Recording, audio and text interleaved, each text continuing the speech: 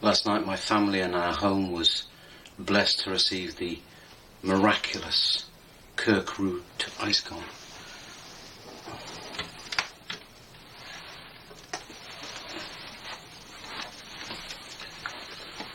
This miraculous icon was given by the Mother of God in 1292 to the Russian people and to all Orthodox people.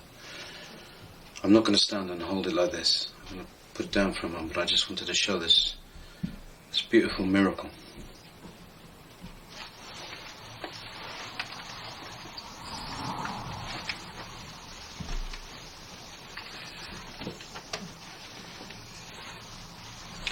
The Kursk Root icon appeared miraculously in 1292. It was a time when Russia was being attacked. The Tatars had invaded, and the area around Kursk was incredibly desolate, a wilderness. People had left their homes in the city.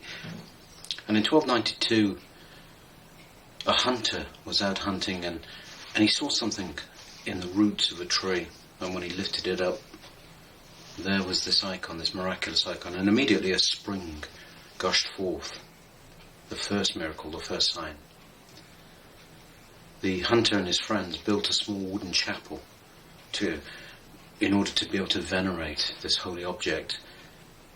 And for 40 years people came and many miracles were performed.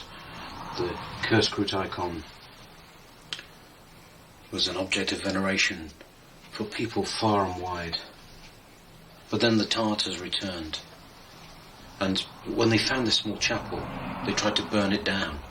By this time a priest was accompanying the icon, and they tortured him and they tried to make him renounce his faith.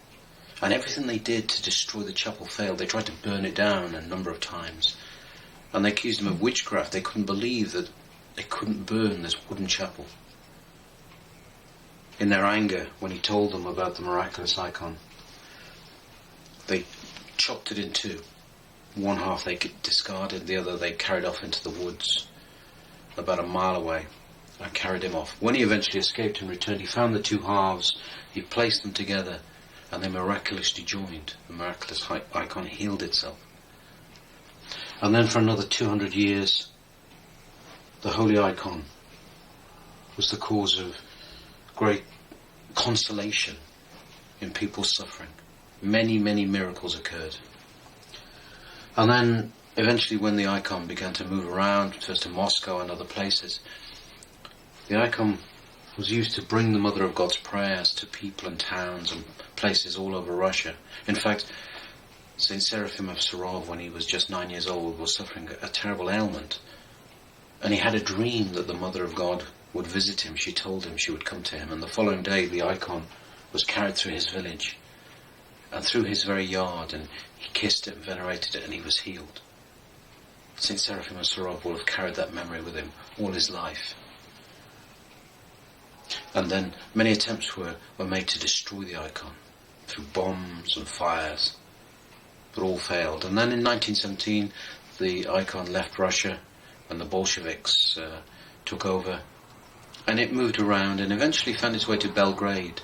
And during the Second World War, those homes in Belgrade that were blessed with the icon survived the air raids.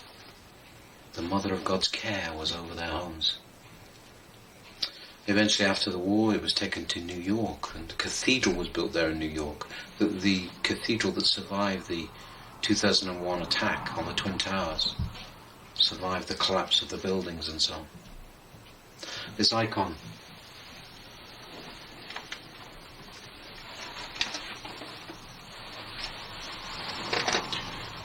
is a sign of the Mother of God's care and love for us, a miraculous sign.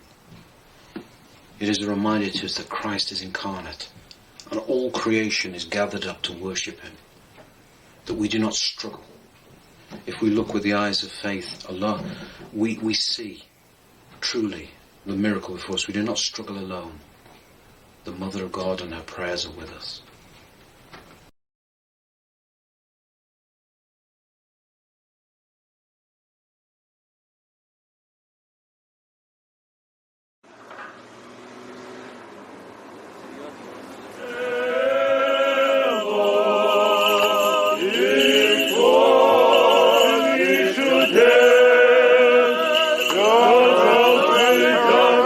Пресвятої Богородице, пречисти,